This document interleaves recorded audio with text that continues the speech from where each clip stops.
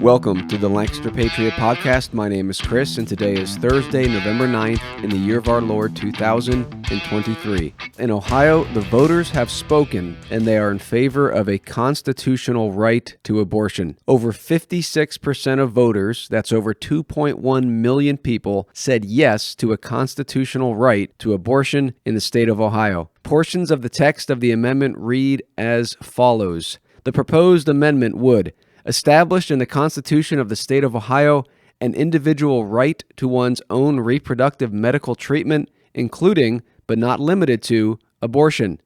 Only allow the state to prohibit an abortion after an unborn child is determined by a pregnant woman's treating physician to be viable, and only if the physician does not consider the abortion necessary to protect the pregnant woman's life or health. Grant a pregnant woman's treating physician the authority to determine, on a case-by-case basis, whether an unborn child is viable. And always allow an unborn child to be aborted at any stage of pregnancy, regardless of viability, if, in the treating physician's determination, the abortion is necessary to protect the pregnant woman's life or health. Well, here's what all that means. In Ohio, the only thing stopping a baby in the womb from being ripped to shreds is the woman's treating physician. Of course, we must recognize that abortion at any stage is murder, but we also must understand what this amendment is saying. According to this amendment, a woman could be 9 months pregnant, 3 days past her due date, and all it would take for a legal abortion in Ohio would be for her treating physician to determine that the abortion is necessary for the health of the woman. And you can be sure that mental health will be included in that. This amendment is nothing less than a complete acceptance of abortion at any point, including the third trimester, so long as some debauched physician is willing to do the dirty work. Upon seeing the results of this vote, one might think that Ohio is a blue state full of leftist-leaning Democrat voters, but just last year in 2022, Republican Governor Mike DeWine won in a landslide against Democrat Nan Whaley. DeWine received 2.5 million votes. In fact, Republicans won across the board in Ohio in 2022. U.S. Senate, State House, Attorney General, Ohio Supreme Court, and on and on. And yet the Republican voters of Ohio favor the execution of their state's youngest residents. If anyone out there is still wondering about whether or not the Republican platform is doing anything to educate people about true justice in society, I hope they are not still wondering that after this showing. Now that the voters have spoken, some Ohio Republicans are lamenting the outcome, and efforts are being considered to curtail the amendment's effect, including possible legislation that would define health to exclude emotional and economic health. But the die is cast, and this is the fundamental flaw with shallow pro-life efforts. Unless you treat abortion as murder and stand unwaveringly against it, all that is left are the crumbs. All that is left is to argue about how we can posture ourselves as children are massacred with the approval of the state constitution. In August, in Ohio, there was another issue on the ballot. Republicans put forward a measure that would have made it more difficult to change the Ohio Constitution. And this is important because it comes into play with this vote in November. In order to pass a constitutional amendment, a simple majority is needed in Ohio, 50% of the voters plus one. Now, Republicans tried to change that this past August, just 3 months ahead of the vote on abortion. That amendment would have changed the requirement to a 60% supermajority. But Republican voters largely rejected that measure, and it failed. Had that measure passed in August, the 56% vote for the abortion amendment would not have been enough. Now, my question was this: how did this abortion amendment get on the ballot in the first place in Ohio? Well, it turns out there are two ways in Ohio for a constitutional amendment to get on the ballot. One is via a General Assembly-initiated constitutional amendment, and the other is what is known as a citizen-initiated constitutional amendment. The latter is the route that brought this abortion amendment onto the ballot, and it requires that signatures be collected equaling at least 10% of the total votes cast for the last governor election in the state.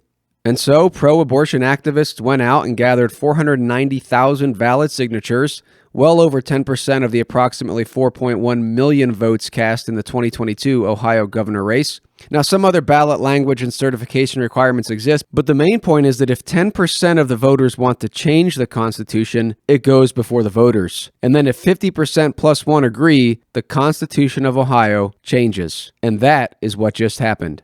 Vice President Kamala Harris celebrated the amendment's passage to no one's surprise, noting that the abortion issue will be a central issue in the 2024 Democrat campaign, saying, quote, extremists are pushing for a national abortion ban, end quote. President Biden also celebrated, saying, quote, Ohioans and voters across the country rejected attempts by MAGA Republican elected officials to impose extreme abortion bans that put the health and lives of women in jeopardy, force women to travel hundreds of miles for care, and threaten to criminalize doctors and nurses for providing the health care that their patients need and that they are trained to provide. This extreme and dangerous agenda is out of step with the vast majority of Americans, end quote.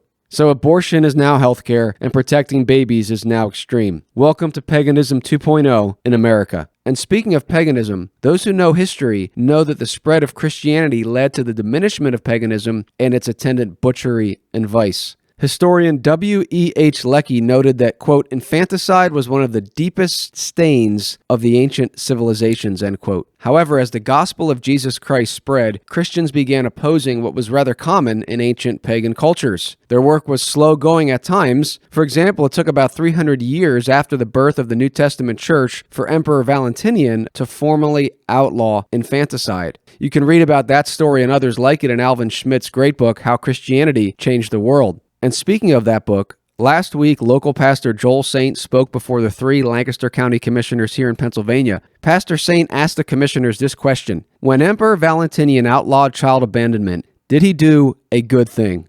The first Republican commissioner, Josh Parsons, said yes. The second, Ray DiAgostino, said of course. But the Democrat, John Trescott, refused to answer Pastor Saint's question, saying such a question did not have anything to do with county business. Saint said it did indeed have much to do with county business, as there is an abortion clinic operating in Lancaster County, Pennsylvania. Saint would go on to give each commissioner a copy of the book, and the odds are low, but we can hope that Commissioner Trescott will read it. Because if he did, he would see that what is happening in this nation, on full display in Ohio, is the open embrace of the new paganism, secular humanism. Democracy will not keep us from the new paganism. In fact, as evidenced in Ohio, it is sending us headlong into it. You see, the U.S. Constitution has set up a system where 9 judges have ruled that the federal Constitution does not outlaw child sacrifice. That's Dobbs. And the state constitutions likewise are merely bent to the will of the people. This is the fruit of man-made law and the great experiment of representative democracy. It's true, no righteous system will be followed if the people embrace sin. But what Americans need to understand is that we are following the system of the U.S. and state constitutions, and we are doing so to institute wickedness. I encourage you to pick up a copy of Luke Saint's book, The Sound Doctrine of Theocracy, for more on this topic. You see, a godly system would not allow for the institutionalization of evil like child sacrifice. In order to codify child sacrifice in a biblically structured civil government, the entire system would have to be rejected. But in order to codify child sacrifice in the American system, all that is needed is 50% of the voters plus 1. That should be very telling to us. Well, that does it for today. Until next time, remember that Christ, not man, is king, and God's law, not man's, is supreme. So long.